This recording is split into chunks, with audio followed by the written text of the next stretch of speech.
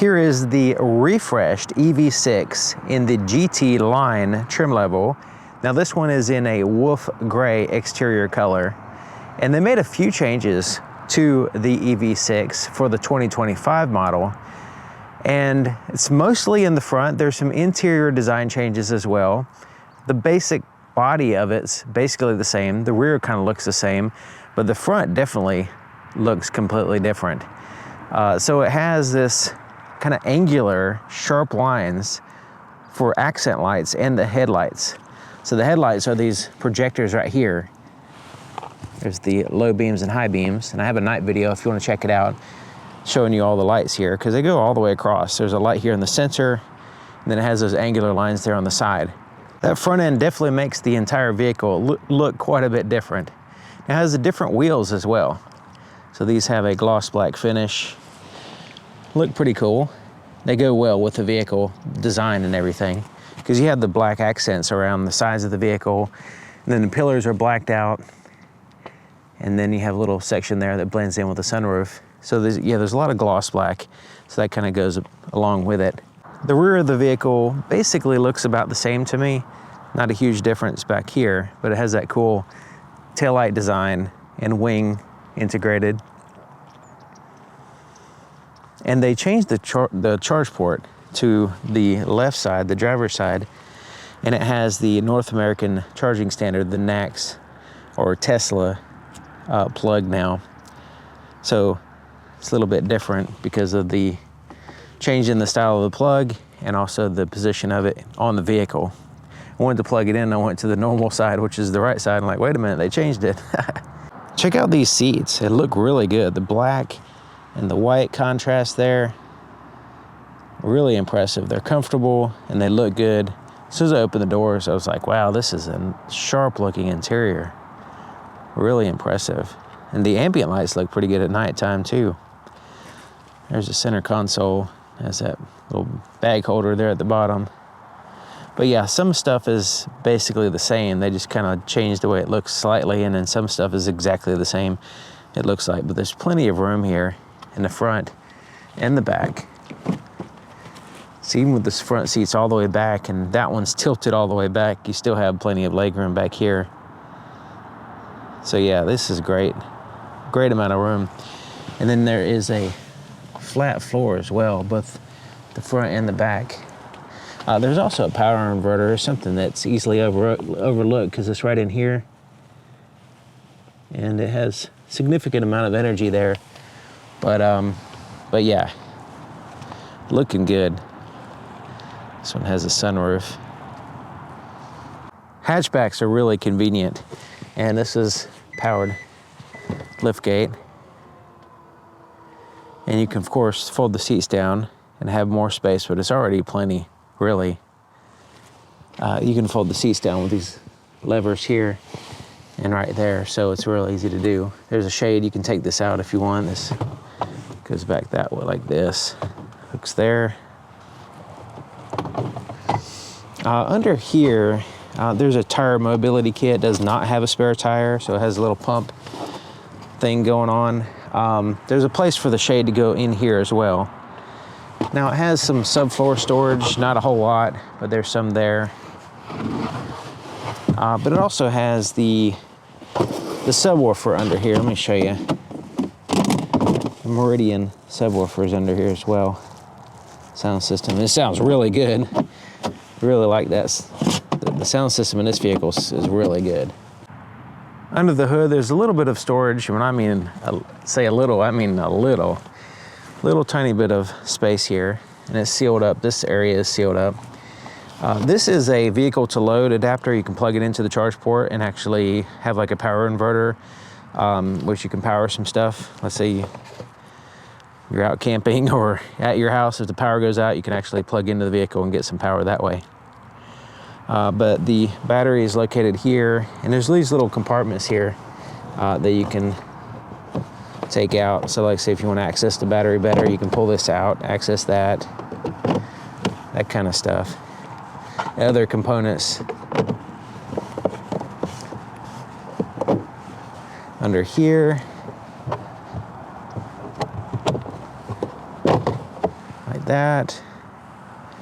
So yeah, there's not much room here to have a compartment, but it has the quick access panels. So like some electric vehicles, they have a battery that's hard to get to. This one's really easy to get to. So yeah, you have a little compartment there. You can put stuff like this in, but yeah, it's not like a huge trunk space or anything. These seats look really good, and they're pretty comfortable too. There's lots of leg room. So I'm 6 feet tall, and when I put the seat all the way back and all the way down, I have plenty of leg room. Like, it's too far back for me to drive this way. I have to pull it up. So if you're over 6 feet tall, shouldn't have any problem driving this vehicle. Now the steering wheel, it's a different steering wheel for the refresh here. So they have pretty basic. I mean, I kind of like the other one where it had the drive mode of little thumb button right here. Now the drive mode's in the center. Cruise controls here on the left side. And then you had the volume and all that stuff there on the right side.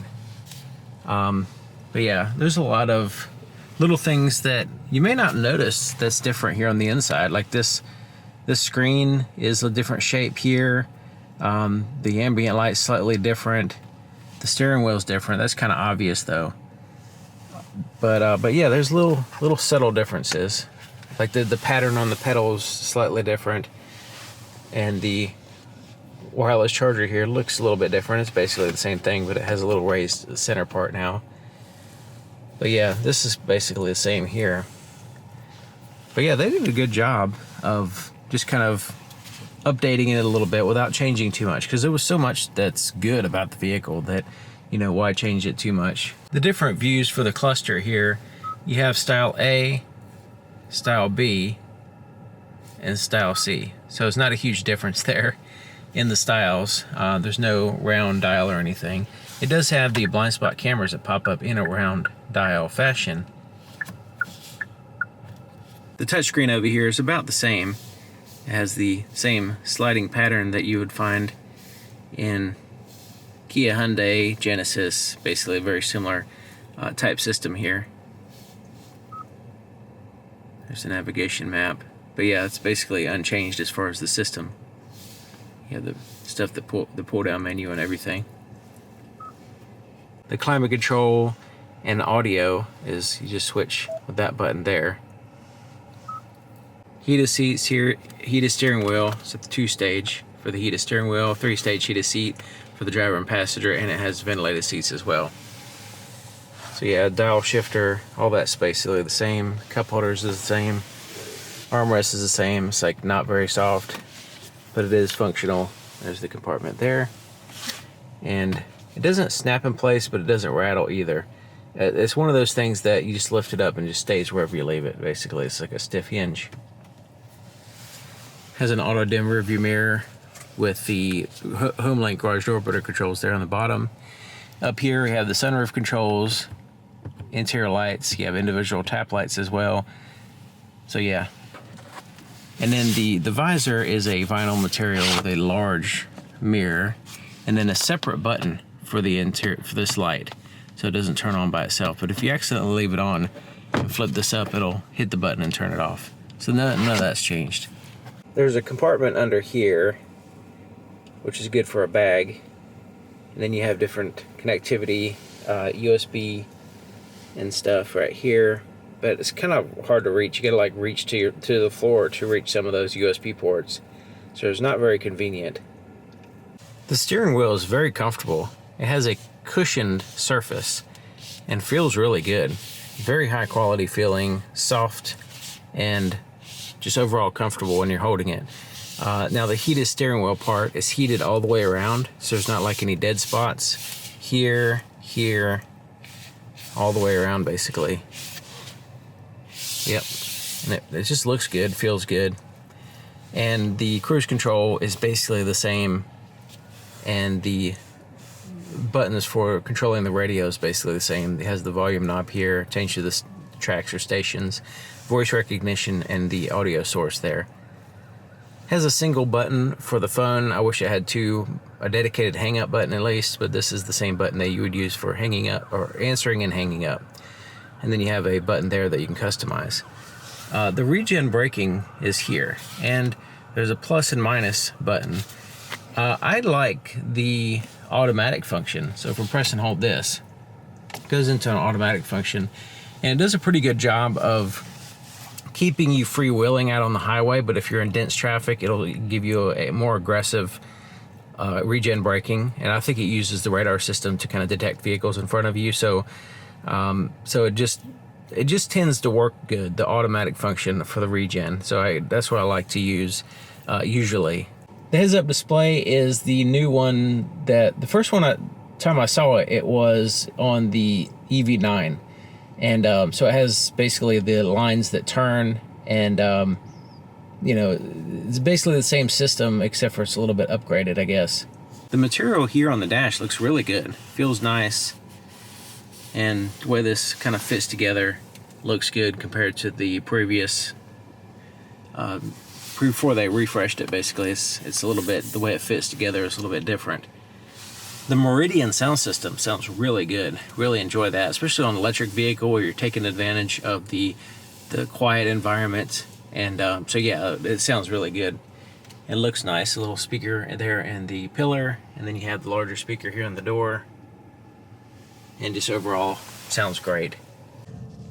The GT line is not the GT, okay? It has a lot of the nice fancy stuff about it, but it's not the high top performance vehicle. The GT is. But this one has a lot of this overlap, and then it's definitely plenty of power for the average person. The drive mode being right there in the center versus on the side over here, I don't know if I like that. It's not as easy to get to as far as here. And there's a huge difference between the different drive modes on electric vehicles typically. Eco, normal, and sport, huge difference. On a gas car, sometimes it's hard to tell the difference. On the electric car, it's definitely a difference. So I'm just gonna accelerate so you can see that this has plenty of power.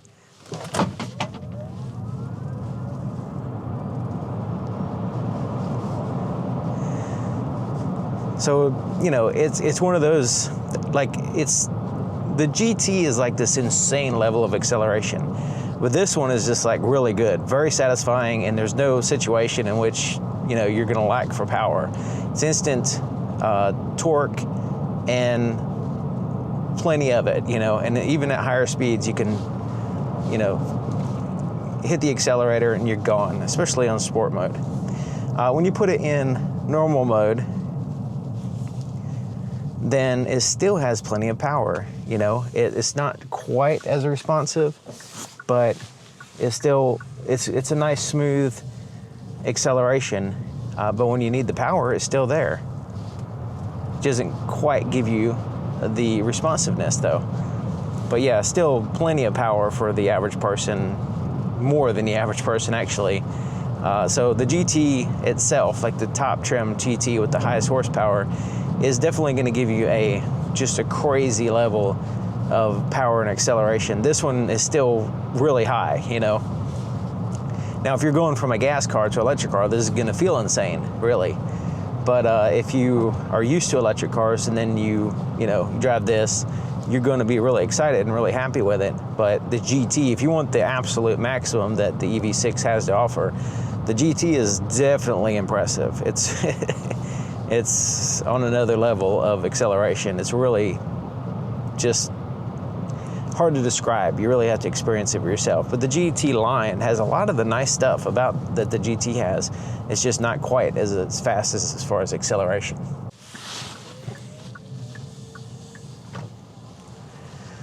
I really like the blind spot cameras. Has one on each side, and you can keep an eye on the curb. You don't have to necessarily look for cars in your blind spot. It's handy even if you're not changing lanes, making turns or whatever.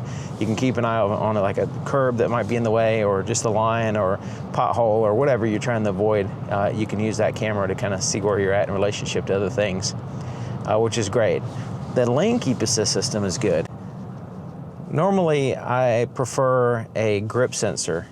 This one actually, it does have a torque sensor, which is usually not as good, but this one doesn't alert you as much, and also it's just super sensitive torque sensor. What I mean is that the lane keep assist system, to know that you're holding the steering wheel, because it's a hands-on system, you can either have a grip sensor, which it senses your hands holding the steering wheel, or it can have a torque sensor, which is the one that you have the turning of the steering wheel.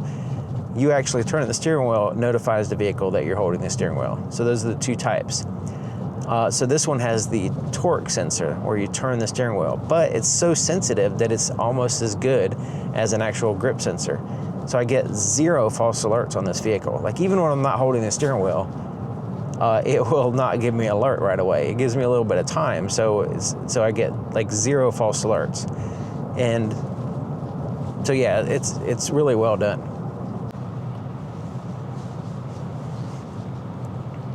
And it gives you a little leeway, you know, like even if you're not holding the steering wheel, it gives you a little bit of time, you know, so it doesn't give you any false alerts. So just kind of keep an eye on it here and see how long it's going to go before it's going to give me an alert to put my hands on the steering wheel. Because sometimes it's like a long way, it's a long time.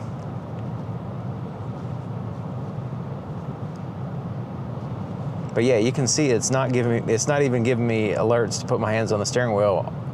It will eventually, but it definitely keeps you from having false alerts. And that's one of the biggest problems I have is lane keep assist systems that give you false alerts constantly. So you're having to jiggle the steering wheel. Another factor is when it's constantly tugging on the steering wheel as you're driving. This one, it just holds the lane fine, and there's no like tugging and fighting with you constantly. This one is just a pleasure to drive, so I keep it on. A lot of vehicles I turn off. I can't make complete a trip without turning off the lane keep assist system on a lot of vehicles because it's a problem, becomes a problem. It takes away from your feel of the road because it's constantly tugging on you, fighting with you and stuff. Like it feels like you got some drunk person in the passenger seat with their hand on the wheel too, you know, like it's crazy. But yeah, this one is fine. Like I said, I don't turn it off. I tend to leave it on. It's actually helpful, and it doesn't bug me and annoy me and tug the steering wheel and give me false alerts in the same time. So yeah, lane keep assist system is good, and I'm pretty picky with that kind of stuff. So this is I'm very glad to see that. And it seems like Hyundai and Kia tend to have their features work well. If it has the feature, it tends to work well, but not always. But you know, it's one of those things you have to live with it. You have to experience it and see how it actually works, and if it's going to suit you as your needs and your preferences and all that stuff. But for me, the lane keep assist system is good. The adaptive cruise control, same thing. All that's works well. I don't have any issues with it. And just the overall space and roominess of the vehicle, it's just a pleasure to drive. It's like one of my favorite vehicles, the EV6. I mean, all the benefits of the electric vehicle, in addition to that, it has a lot of qualities in itself. I like the way it looks. It has a new styling for this refresh, the interior and exterior, mostly the exterior and mostly the front. But there is some slight differences here in the inside. The biggest difference would be the steering wheel. But yeah, it's fun. It's fun to drive. It looks good. It's not like any other vehicle on the road. It has a unique look, and if you were to take the Kia badging off of it, most people wouldn't even know what it is. They'd think it's some kind of exotic sports car or something. But yeah, it's fun.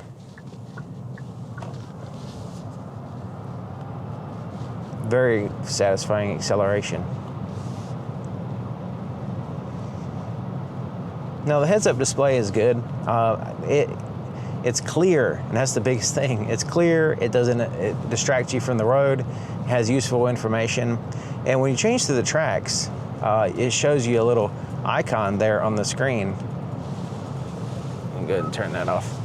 But it shows you like a little icon, like I have it on YouTube right now, so it'll show on the screen there the different tracks as you change through, which is kind of cool.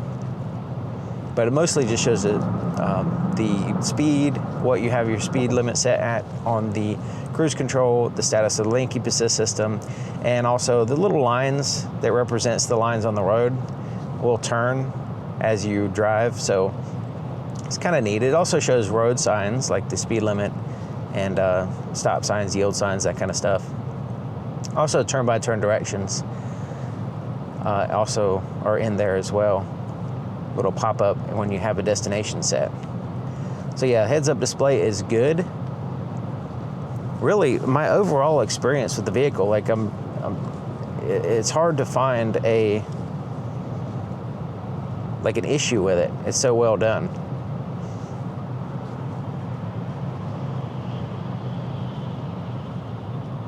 There's not like, really annoying beeping going on, and that's kind of to the minimal. It has neat animations on the screen, and the nighttime experience is pretty good. There's some issues at nighttime, which I can show in the night video, but there's some spots that definitely needs to be improved as far as the nighttime experience. But just driving it, just the overall driving experience is fine.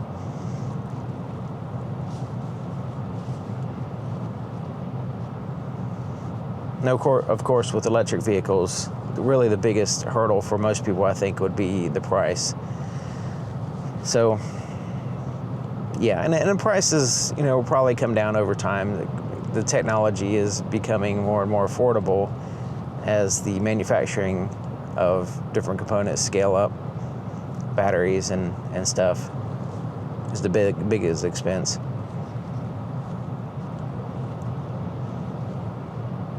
So yeah, this would be definitely a vehicle I would consider buying myself, because it's, like I said, it's one of the few vehicles that I get excited about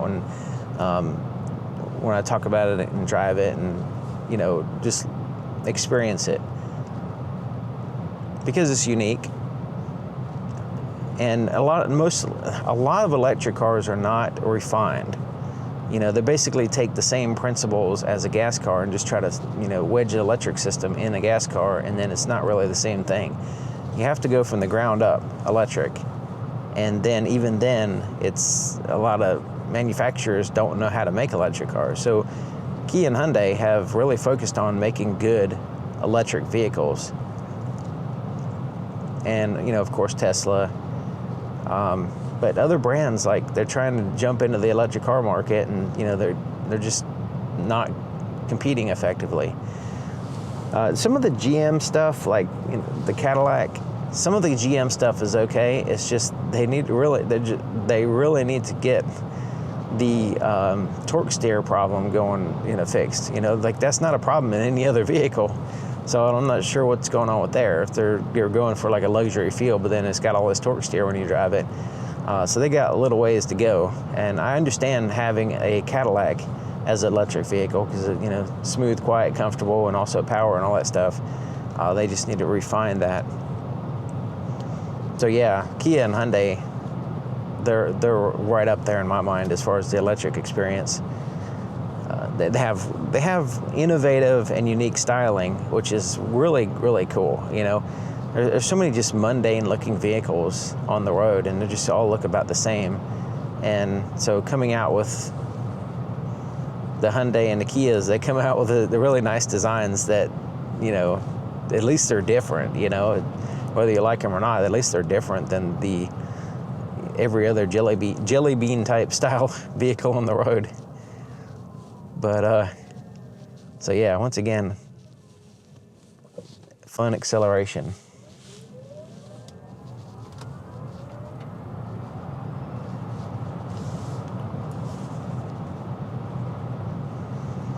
And handling is great too, just going around curves.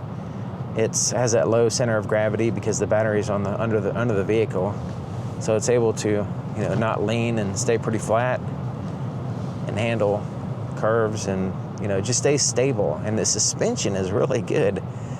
Like some vehicles, I have problems trying to show video certain parts of the car while I'm driving, because the suspension just is jarring, and it can't, cameras just can't stabilize the amount of shake in the camera because the driving it. This one is so smooth that I can pretty much get a smooth shot with my camera without it just bouncing all over the place and jarring and rattling and shaking and all that stuff. So some vehicles, it's like near impossible to get certain shots. This one, I can get very unique shots that just because it's just a smooth suspension and solid.